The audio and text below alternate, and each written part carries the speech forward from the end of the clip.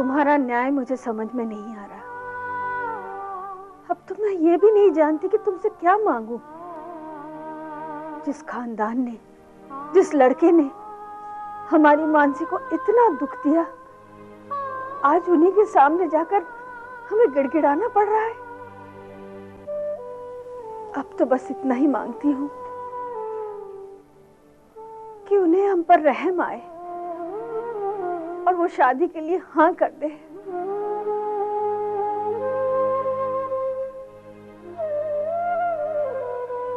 भगवान, मैंने आज तक कभी अपने लिए कुछ नहीं मांगा। अगर तुम्हारे प्रति मेरी भक्ति सच्ची है तो सिर्फ इतना मांगती हूँ, उस बेगुनाह पर अन्याय मत होने देना, सच पर झूठ को हावी मत होने देना। अरे राजेश बेटे, सब तैयार हुए या नहीं हुए? भैया ऐसे काम में देरी नहीं होनी चाहिए। पापा हम सब तो तैयार हैं, मम्मी अभी तक तैयार नहीं हुई। बुआ जी कम से कम 1 घंटे से उन्हें तैयार कर रही हैं। जानता हूँ भाई, 1 मिनट मुझे दो। 30 साल का एक्सपीरियंस है मुझे। और हमारे दूल्हे राजा रेडी हुए? ही इज ऑलमोस्ट रेडी पापा, विपुल है उसके साथ। ओके, इस वक्त कौन होगा? मैं देखता हूँ पापा। हाँ हेलो। हाँ जी हाँ, बस 10 मिनट में सब निकल रहे हैं। हाँ जी हाँ हाँ, मैं बाद में फोन करता हूँ।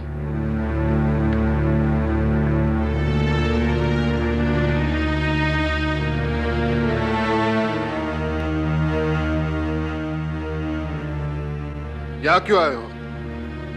गुणवन भाई, जो कहना है तुम्हें जल्दी कहो। गुणवन भाई, आप हम लोगों को माफ कर दीजिए। मेरी बेटी नादान है, उससे भूल हो गई है। ये क्या नाटक है? अब और कोई नया खेल खेल रहे हैं आप? बिरादरी में इतनी बदनामी की हमारी, इससे अब तक आपका पेट नहीं भरा? जिनके मन में पछतावे की आग जल रही हो,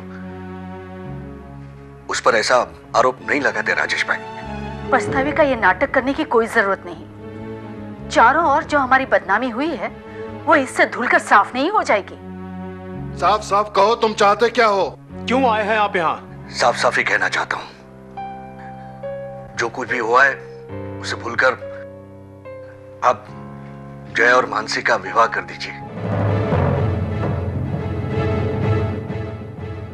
ये कहते हुए तुम्हें शर्म नहीं आती? जय के साथ मानसी का विवाह कभी नहीं हो सकता। उस मगरूर लड़की को हम अपने घर की बहू कभी नहीं बनाएंगे। देखिए, आप समझने की कोशिश कीजिए। गलती इंसान से ही होती है।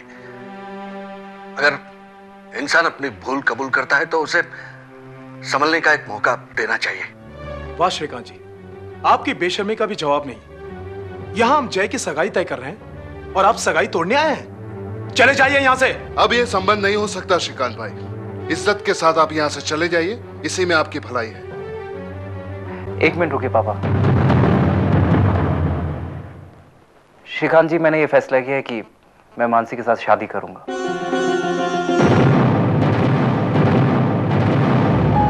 ये तुम क्या कह रहे हो? तुम्हारी शादी जूही से तय हो चुकी है। मैं जिंदगी में पहली बार आप लोगों की मर्जी के खिलाफ कोई कदम उठा रहा हूं। मुझे इस बात का एहसास हो गया है कि गलतियां इंसानों से ही होती हैं। मैं मानसी के साथ शादी करूंगा, ये मेरा फैसला है।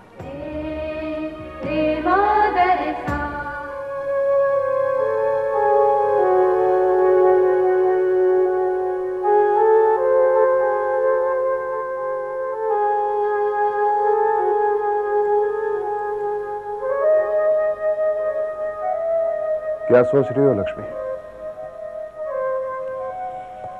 यही कि इतना सब कुछ होने के बाद भी जय ने उस लड़की के साथ शादी के लिए हाँ क्यों की? कहीं उस लड़की ने जय पे कोई जादू तो नहीं किया? नहीं। तो फिर क्या हो सकता है? हमें जय को उस शादी से रोकना होगा।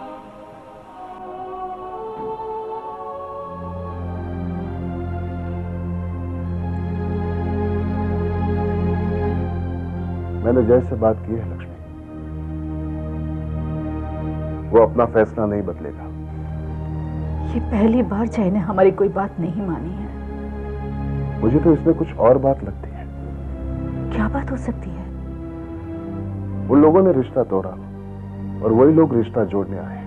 मतलब कि वही लोग गलत हैं और सारे समाज के लोग भी ये बात समझेंगे। जय ने इस रिश्ते के लिए हाँ कर कर हमारी जो बदनामी हुई थी उसमें से हमारे परिवार को उबारने की कोशिश की है लक्ष्मी। मतलब जय ने हमारी परिवार की इज्जत के लिए अपनी जिंदगी का इतना बड़ा फैसला किया? हाँ लक्ष्मी, हम आज तक अपने बेटे को पूरी तरह से समझ नहीं पाए। अपने परिवार की इज्जत के लिए वो कुछ भी कर सकता है और अब हमें उसके फैसले में उसका साथ देना है।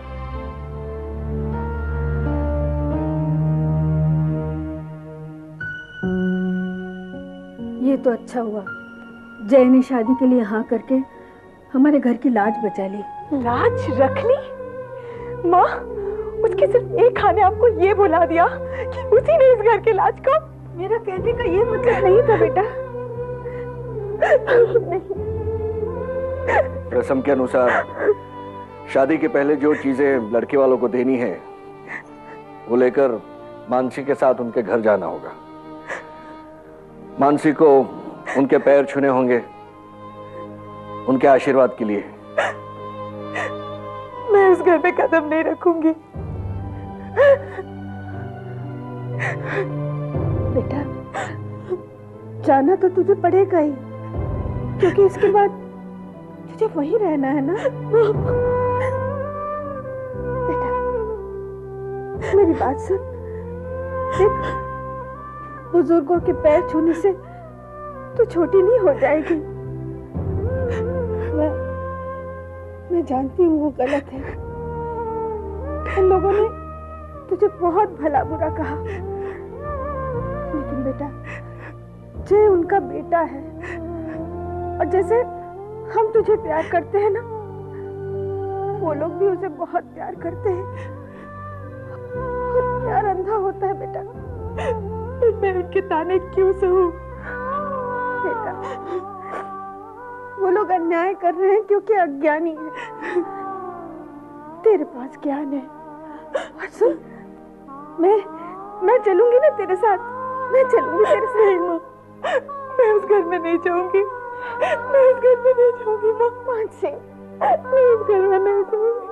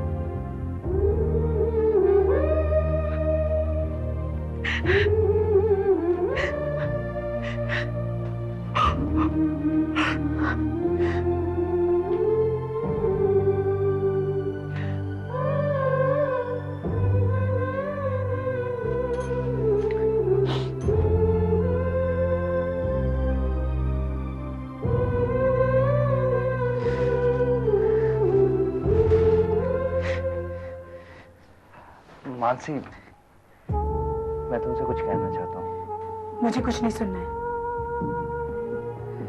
घर के सभी लोग तुमसे नाराज हैं। बेटा हूं ना मैं उनका। अब जो कुछ भी हुआ, मेरा मतलब है तुमने जो कुछ भी कहा उस पर उनका विश्वास नहीं, और शायद होगा भी नहीं, इसीलिए नाराज है वो तुमसे। अभी हो सकता है शादी के बाद भी तुम्हें इस तरह की बेरुखियों का सामना करना पड़े। मैं यही कहने आया हूं कि मैं तुम्हारे साथ हूं मानसी।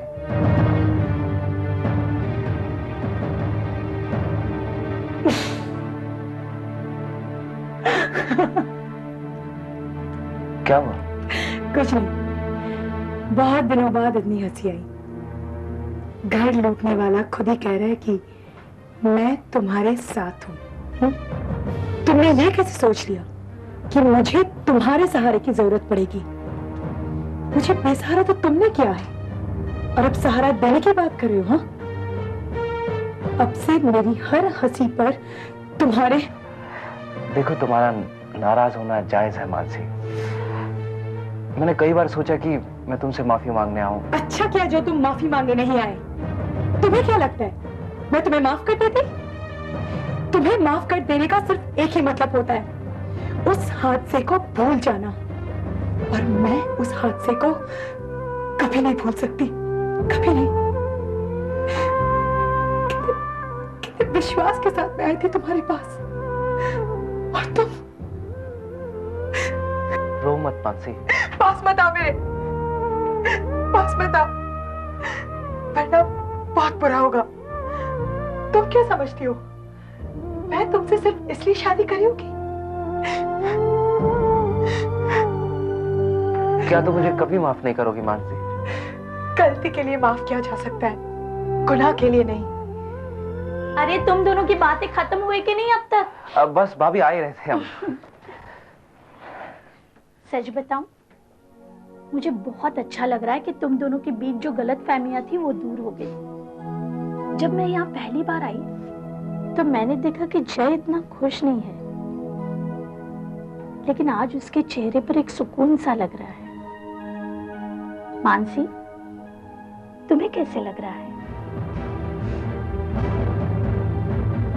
मेरे लिए तो बहुत बड़ा सौभाग्य है जो मुझे इतना सुशील और संस्कारी पति मिला।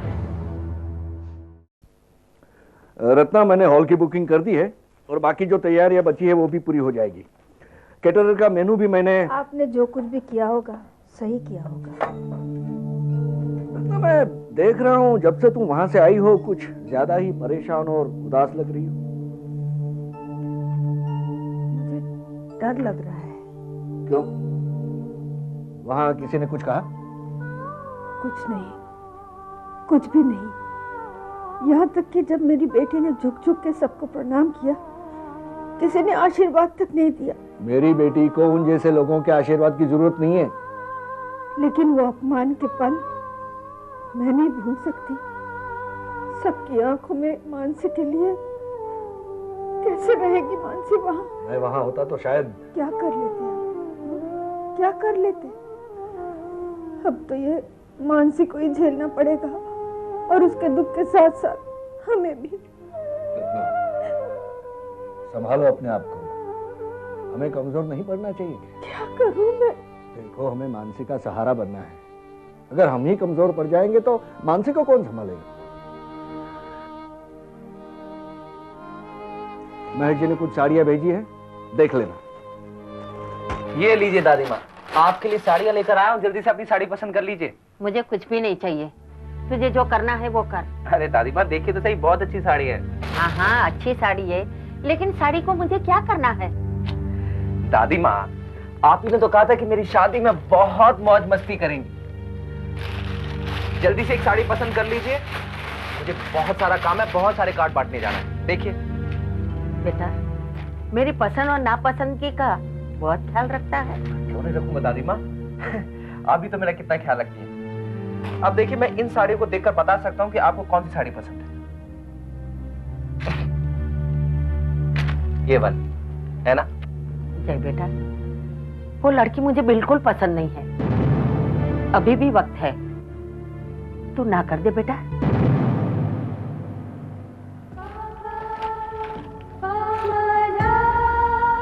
शादी की सब तैयारियां हो चुकी हैं दादी माँ। तो क्या फर्क पड़ता है बेटे?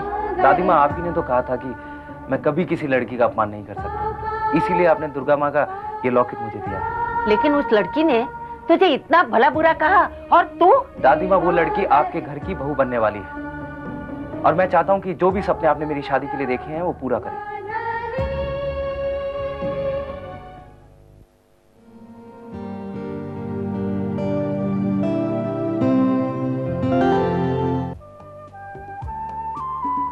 मालूम है दीदी की शादी में बहुत ऐश करने वाले हैं, बहुत ही अच्छे कपड़े पहनेंगे और बहुत सारा गरबा डांस भी करेंगे, ठीक है ना? थैंक यू आंटी जी।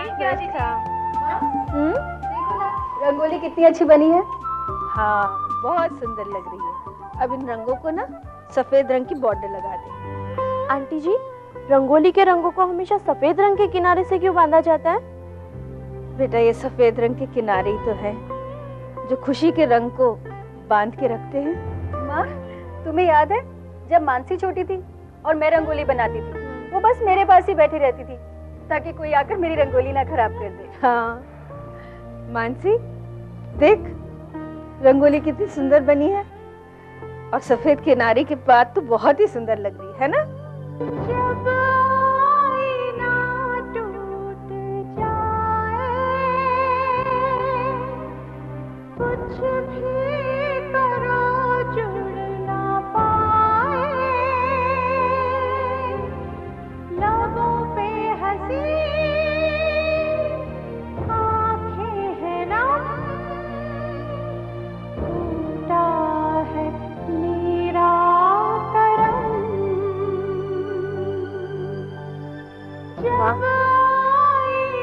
इन रंगों को सफेद दीवार के अंदर मत बांधो, इसे आजाद रहने दो। कुछ भी